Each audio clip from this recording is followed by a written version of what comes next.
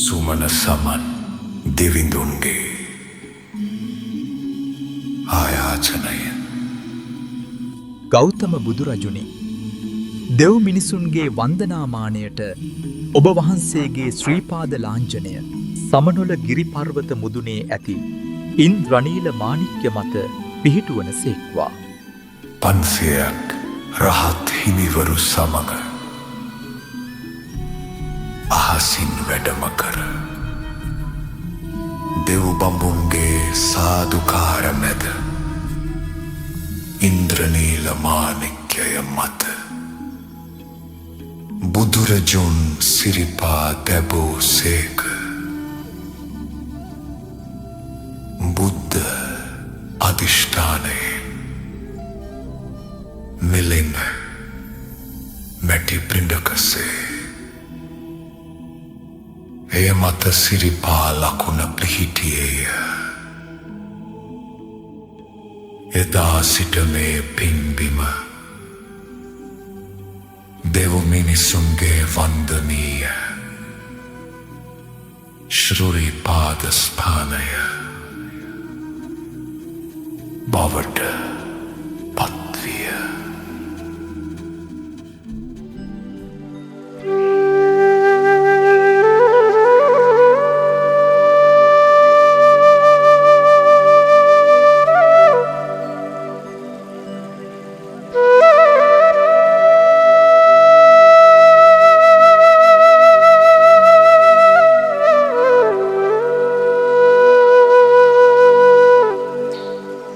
සරණයි සරණයි බුද්ධං සරණයි සරණයි සරණයි ධම්මං සරණයි. මොන කරදර බාධක තිබුණත් ඔන්න සිරිපා වන්දනාව කෙරෙන කාලය උදා වුණා. රටේ තත්ත්වය නම් තවම යහපත් නෑ තමයි. ඒ වුණාට බෞද්ධ ජනතාවගේ මුදුන් මල් කඩ වුණ සිරිපාදයේ වන්දනාමාන කරන්න තව ටික දවසකින්ම දස අතින්ම ජනතාව එනවා නොඅනුමානයි. ඉතින් සිරිපා වන්දනා කරන්න එන හැමෝටම මේ ටික කියන්නේ මේක හොඳට මතක තියාගන්න ඕනි. ඔයාලා මේ අඩිය තියන්නේ අති සංවේදී පරිසර පද්ධතියකට කියලා. දැන් සෝබාදහමෙන් අපිට ලැබුණු පනිෂ්මන්ට් ගැන මතක ඇතිනේ. ඉතින් අපි තවත් සෝබාදහම විනාශ කරන්න ගියොත් මොකද වෙන්නේ කියලා අමුතුවෙන් කියන්න ඕනේ නෑ නේද? අමුතුවෙන් කියන්න දෙයක් නැහැ. කුණු කසල කිසිම දෙයක් මේ සිරිපාදේ බැහැර නොකර ගෙනාපු සියලුම දේවල් ආපහු අරන් යන්න හොඳ ළමයි වගේ. මොකද හැමෝම දකින්න නැති නේද? පහුගිය වැස්සට මෙච්චර කල් ඔයාලා ගෙනවිත් ගොඩ ගහපු කුණු තොගය කන්ද කෑල්ලක් විදියට නාය ගිහින් තිබුණා. එතකොට නාය යන්න තරම් කුණු කන්දක් ගෙනාවේ කවුද මේක උඩට? වෙච්ච දේවල් වලින් දැන්වත් පාඩමක් ඉගෙනගෙන පරිසරයට පණ වගේ ආදරය කරන්න පුරුදු වෙන්න. ක්ලීන් ශ්‍රී ලංකා ප්‍රොජෙක්ට් එකයි පරිසර හිතකාමී කණ්ඩායම් එකතු වෙලා ක්ලීන් කරපු මේ පුදබිම වැස්ස නිසා තව ක්ලීන් වෙලා තියෙන්නේ දැන්. ඒක නිසා කුණු කසල මේක දාලා යන්න ඔයාලට කිසිම අයිතියක් නැහැ.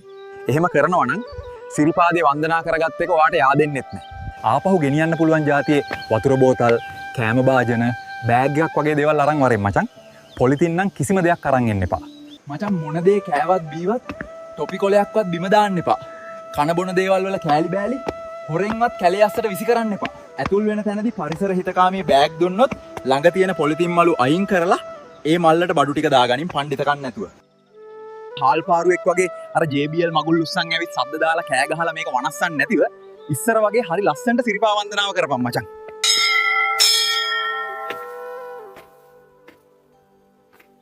අපේ මිනිස්සු කොච්චර කරදර බාධක තිබ්බත් සිරිපා වන්දනා කළා. පඩි 100 ගාණක් නැගලා සිරිපතුල වැඳ පුදාගෙන හිත සතුටින් ආපහු යන්න ගියා. එච්චර වටිනා තැනකට එන විදිය, හැසිරෙන විදිය, මේ තැන ආරක්ෂා කරන විදිය මෙච්චර කියලාත් තේරෙන්නේ නැත්නම් උඹ මිනිස්සෙක් වෙන්න බෑ මචං. අබ ඇටේක දෙයක්වත් බිම දාලා විසි කරලා යන්න එපා. ඔහෙම කරන්න වෙන්නේ සෝබාදහම උඹලට වෛර කරන එක. උඹල එක්ක තරහ වෙන එක. පහුගිය දවස් ආයෙම මතක් කරගනින්. බලයට තණ්හා වෙලා පිල් බෙදිලා මරා ගන්න එක නවත්තලා.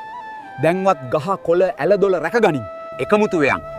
ආන්න එතකොට උඹටයි මේ රටටයි සෝබාදහමත් ආශිර්වාද කරලා සුමන සමන් දෙවියොත් ආශිර්වාද කරાવી.